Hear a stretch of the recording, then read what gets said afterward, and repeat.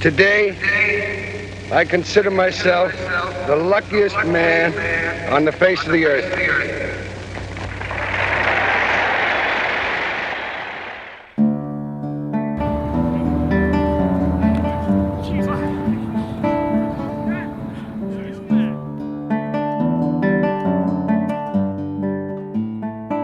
I was excited and honored that Clarisse approached me to supervise her in this Career Transition Award application, along with co-supervisor Doug Munoz.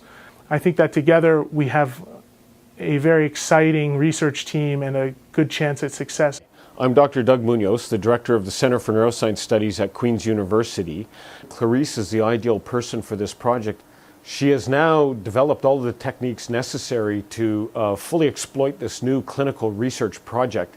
And she has started to recruit patients in on this new project, and now the results are going to flow in quite rapidly, and we're very excited about where this project's going to go. My name is Clarisse Mark, and as you saw, we're at the Center for Neuroscience Studies, and I'm actually very excited to be here because to me this means that I can actually have access to the clinical potential of all that I've been doing in my life, pretty much. Throughout my PhD, I actually focused on very robust imaging of the brain using fMRI. So when I started my postdoctoral fellowship here, what was important to me was first to secure funding. So even though I'm not here in person with you, I just wanted to show you my gratitude because I was actually the winner of the ALS Tim E. Noel Fellowship.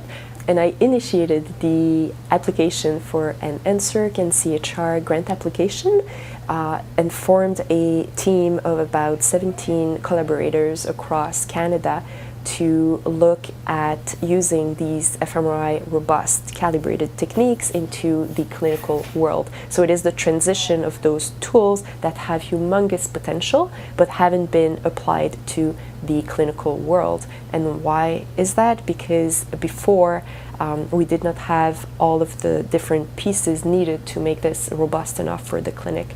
In working with Clarisse, it's become very apparent that she's a highly motivated and dedicated individual with a strong focus on developing her research career. In working on the CHIRP grant, Clarisse has independently set up the Respirac device, calibrated the device, and initiated several new imaging sequences within our MR facility. Through all of this, she's been highly collaborative and has become a valuable member of our team.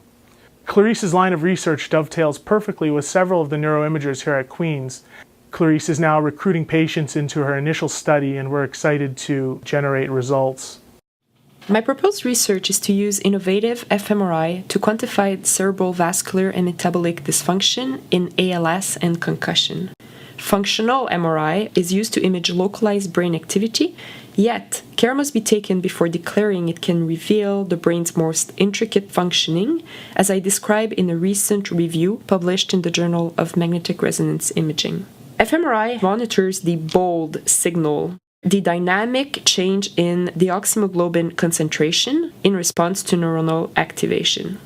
BOLD reflects the resulting oxygen level in the blood, which increases under neuronal activation due to an oversupply of oxygen through CBF, the cerebral blood flow, compared to the tissue oxygen demand, the CMRO2, the cerebral metabolic rate of oxygen consumption. By measuring the increase in cerebral blood flow simultaneously with the increase in BOLD through an acquisition capability I now implemented at Queen's, a novel arterial spin labeling sequence, I can perform reverse engineering to estimate the oxygen consumed by the tissues through a calibration step as well as biophysical models based on mass conservation principles. The calibration step is based on a respiratory manipulation, a hypocapnic challenge, whereby an increase in the arterial partial pressure in CO2 triggers a global vasodilation, which will dilute the local deoxymoglobin content of the blood and hence lead to an increase in the BOLD signal.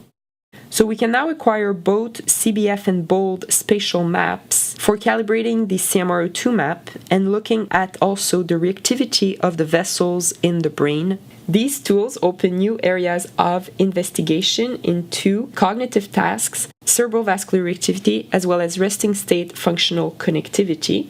Moreover, our robust quantitative fMRI tools in our parallel studies on concussion might provide an opportunity to investigate, in a prospective manner, the potential causality between ALS and concussion, and possibly provide ultra-early screening for ALS in subjects who sustain a head injury.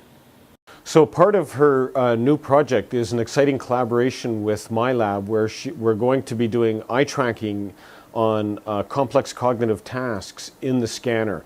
We recently published a paper in Journal Neuroscience describing the feasibility of studying ALS patients with eye tracking in a scanner.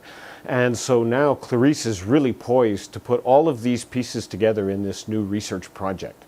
I'm sure that this study will lead to important findings that will benefit ALS patients by providing us with an ability to detect the disease earlier, and as well provide us with biomarkers that will allow us to follow along in the progression of disease. Ultimately, this will provide us with clinical correlates for clinical trials and in assessing therapies as we move forward.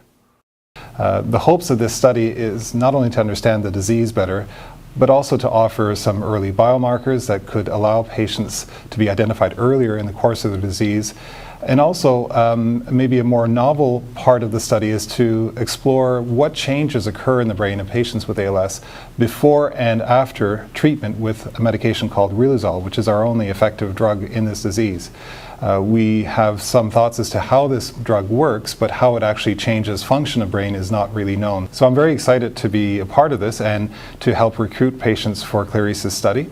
This work will extend previous work. I've collaborated with Dr. Doug Munoz at the Center for Neurosciences. Our previous project was looking at bold activation studies in patients with ALS, and it was quite interesting, some of the results we found. And this study that Clarisse is proposing will not only expand upon that, but also bring in some new elements that better exploring how brain function relates to functional disability and disease progression.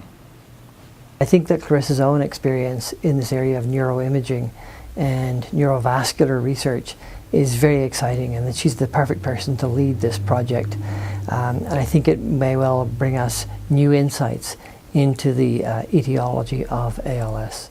The project specifically is focusing on using fMRI to look at tiny micro changes within the brain of ALS patients as a way of getting at the underlying pathophysiology of the disease. So the earlier we can identify them, the better off we are. And this new study is a unique way to look in a non-invasive way for pathological mechanisms that we didn't know about.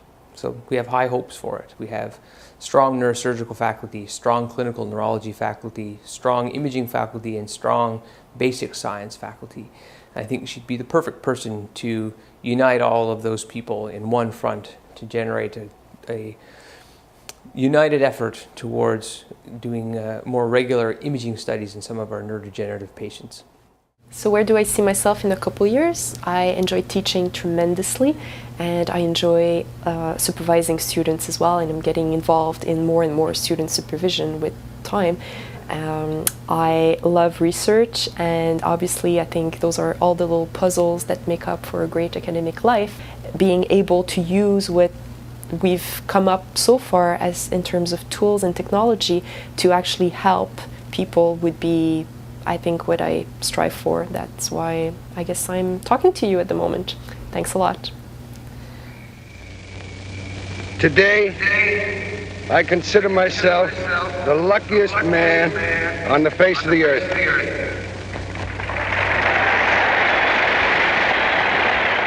That I might have been given a bad break, but I've got an awful lot to live for. Thank you.